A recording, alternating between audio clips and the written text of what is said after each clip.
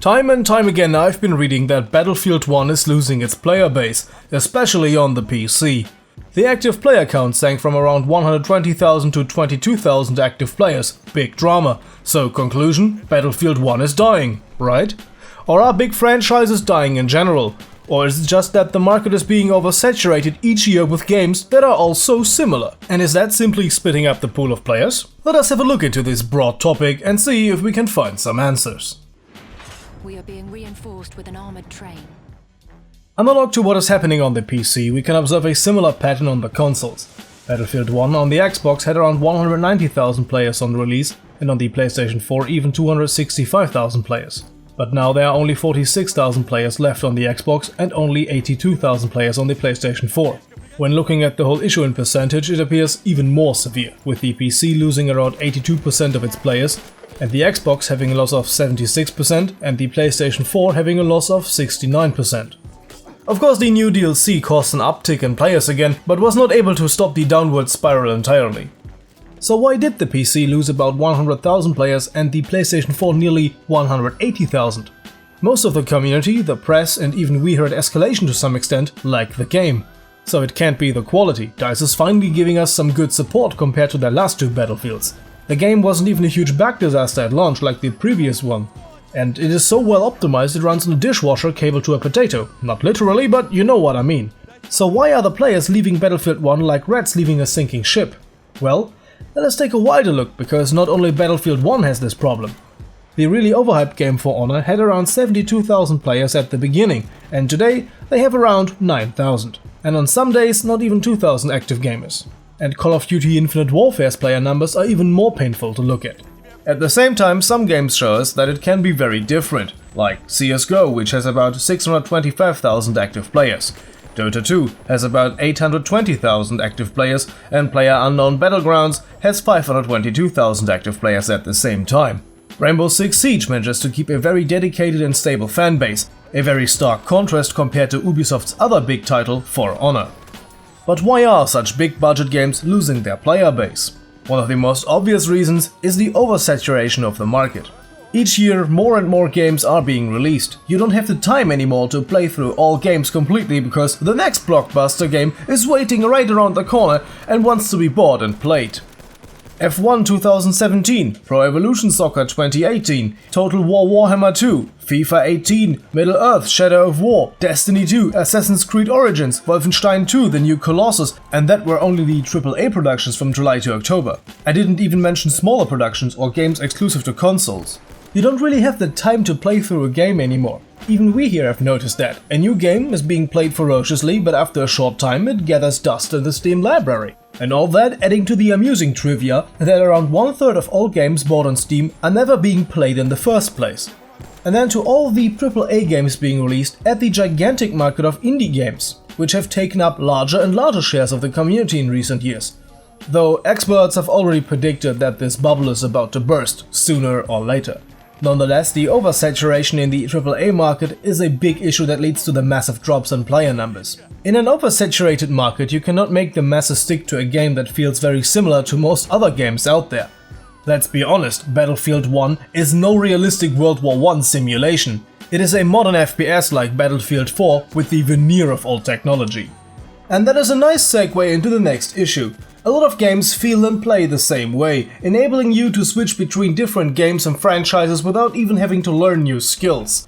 This uniformity is a type of cancer that seemingly first-person shooters got the most. An endless stream of copies of concepts that have been copied before. The biggest franchise that fell prey to this type of cancer was the Medal of Honor franchise. I guess you all remember the abortion of a game that was the last entry of the series. Most of us know the feeling. You are happy with a new game, you play it, and after a short time you think, I played this before. Everything looks and feels familiar, and with that I don't mean the recycling from Call of Duty. The best or worst example of that is Ubisoft and their Ubisoft formula. And yes, there's a specific word for that. In the moment Ubisoft realized what is working for Assassin's Creed, they started putting it into every single one of their games. Now you have to climb towers in Far Cry, and even in their open world racing game you have to find satellites to unlock new parts of the map.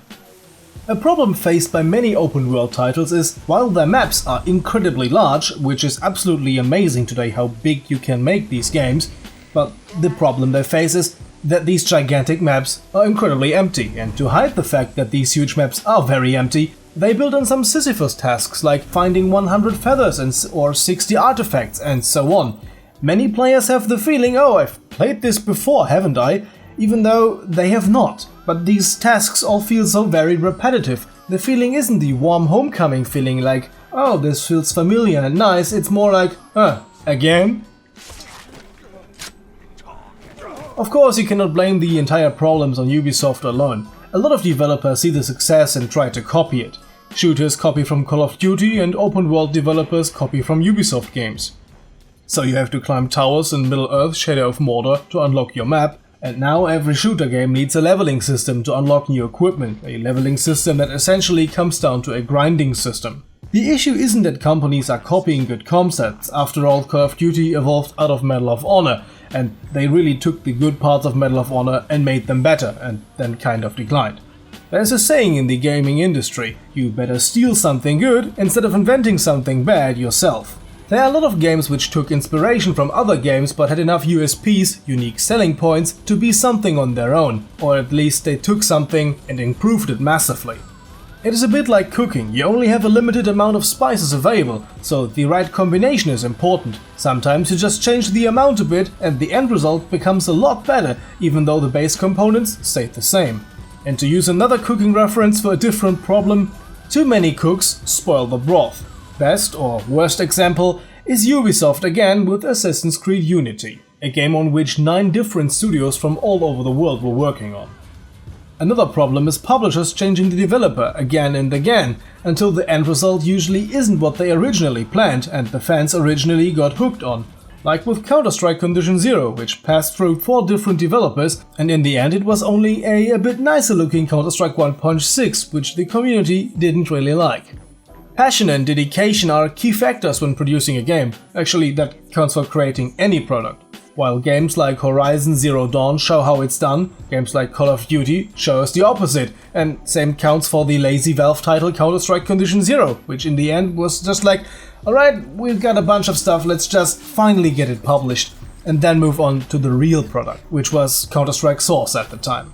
You need time for a good game and of course passion. Horizon Zero Dawn was in development for 5 years, and you can see and feel that. The graphics are amazing, the gameplay is smooth and it just feels right. Other examples for smooth and finished products are Grand Theft Auto 5 or StarCraft 2. These games were not pushed through development with brute force. Of course they had deadlines to work with, but the timescale was set reasonably.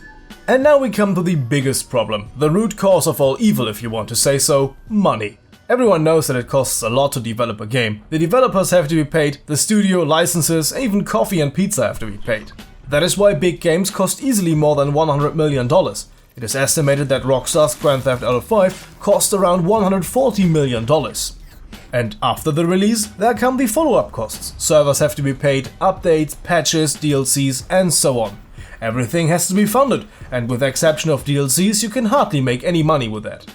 While some publishers give out all extra playable content for free and just charge for cosmetic items which otherwise could be obtained through hours of grinding, examples would be Blizzard, Overwatch, Respawn's Titanfall 2, Valve's Dota 2, and even smaller studios like Tripwire went down that path. Others take a very different path, one that could be called greedy and is usually not that well received by the community.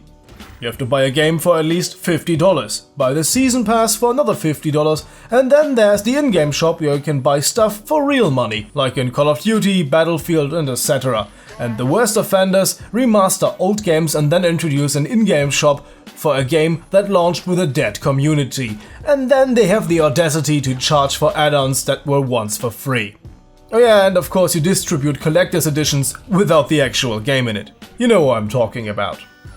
A lot of publishers have the formula of pushing out a new game every year, sort of the polar opposite of Valve's strategy. If you publish a game every year, you have no interest in a long-living, healthy game, a community that is bound to a specific game. Video games are a hard business, because investors and shareholders want to see profit and they don't care about the quality of the game, as long as it's making a profit. That is the reason why today even AAA games are being released when they are still unfinished. DICE's first Battlefront was basically a AAA early access game.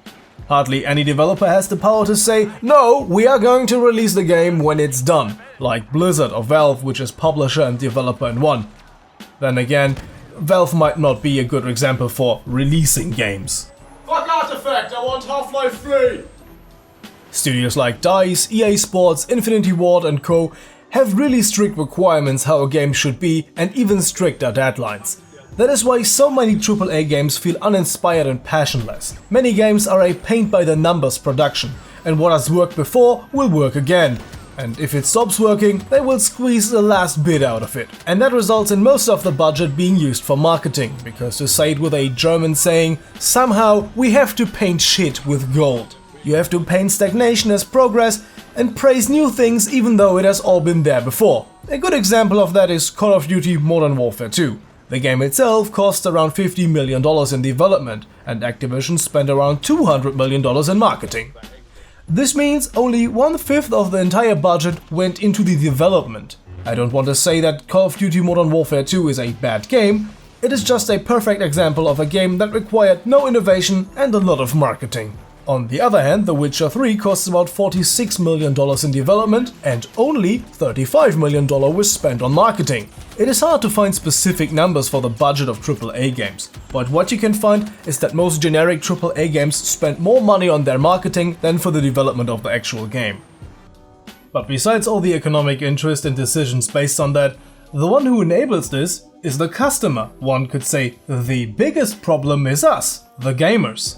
In the past, gamers were a small group of nerds, and making games was simply not such a big business. The market was smaller, so you couldn't make a lot of money even if you wanted to, at least compared to today's standards. But the nerds grew up and raised the next generation, and with that, games got more accepted and more mainstream. And we all know people are lazy and kind of don't want to put in the effort, so the medium of entertainment had to adjust to the mainstream sensibilities. And games with complicated designs got relegated to the sidelines. Let's call them experts games. The developers and publishers began to polish their games until there weren't any edges, to make it suitable for the mass market. Simplifying games must not be a bad thing. Titanfall, for example, simplified the gameplay in some areas. For example, you have infinite magazine reloads. This type of simplification works for this game because the big thing that sets it apart from other games is not the infantry combat. The game is built around the idea of moving around fast in 3 dimensions, and then the second layer is built around the name-giving Titans, and it is reflected in the gameplay and map design. It is very unlike Call of Duty Infinite Warfare, where the movement isn't very well thought through. It is the old shooter gameplay with better jump capabilities, and the maps are classic COD layouts with some wall running places added. Of course, this kind of polishing also takes place in the development of experts games. Just compare Squad to Arma 3.